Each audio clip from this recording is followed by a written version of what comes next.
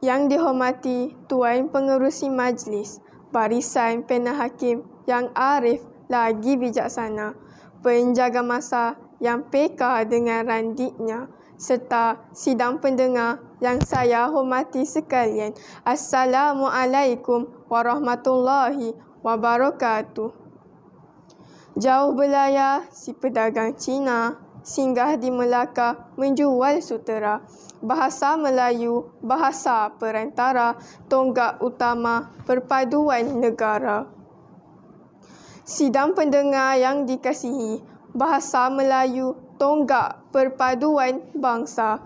Inilah mauduk pidato saya pada hari ini. Sebelum kata terus melangkah, izinkan saya memberi makna satu persatu mauduk pidato saya. Bahasa Melayu, bahasa kebangsaan. Manakala menurut Kamus Dewan edisi keempat, tonggak membawa maksud pacak ataupun tiang. Seterusnya, perpaduan pula diertikan sebagai bersepadu dan bersepakat. Maka, tajuk pidato saya iaitu bahasa kebangsaan sebagai tiang kesepakatan bangsa. Sidang pendengar yang dikasihi, hujah saya yang pertama ialah bahasa Melayu, bahasa perantaraan.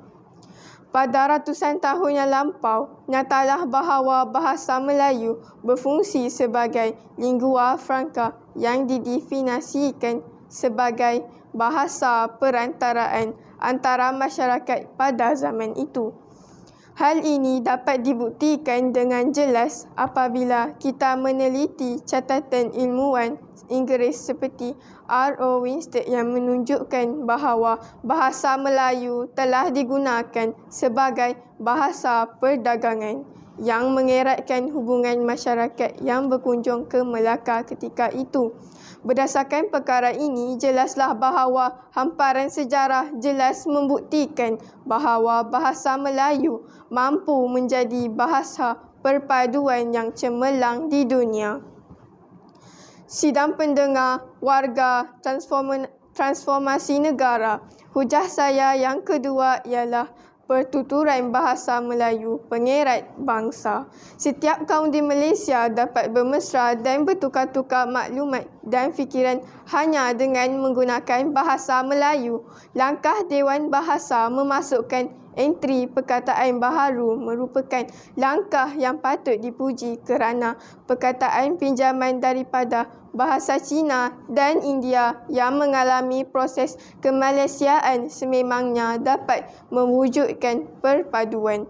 Apa yang penting, setiap kaum di Malaysia tidak akan kekok untuk berbicara dalam bahasa kebangsaan. Apabila tidak kekok berbicara, sudah tentulah tidak kekok untuk bermesra.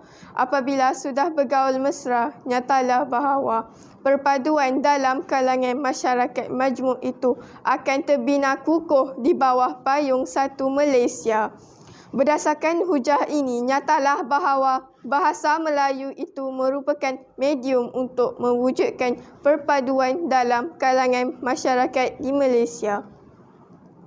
Meniti hujah saya yang terakhir iaitu bahasa Melayu, bahasa ilmu. Dalam lautan ilmu yang memenuhi pustaka di Malaysia, sudah tentulah bahasa Melayu turut menjadi bahasa penyebaran ilmu pengetahuan. Daripada data Arkib Negara, hampir 800 buah buku ilmiah ditulis dalam bahasa Melayu oleh rakyat Malaysia sendiri. Untuk pengetahuan semua, ilmu pengetahuan merupakan perkara yang sangat penting untuk memupuk perpaduan. Masyarakat yang tidak berilmu ibarat masyarakat yang tidak bertamadun. Apabila tidak bertamadun, sudah tentulah masyarakat bertindak membuta tuli mengikut hati dan naluri.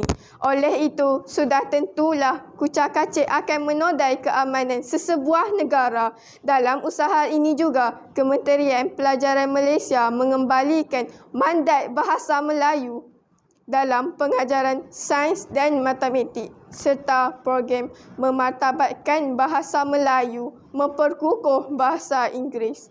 Sesungguhnya, langkah ini dapat merapatkan jurang pendidikan antara murid-murid di luar kawasan dan di kawasan bandar. Ketika jurang pendidikan itu dirapatkan, sudah tentulah perpaduan dapat dipupuk dari alam persekolahan lagi.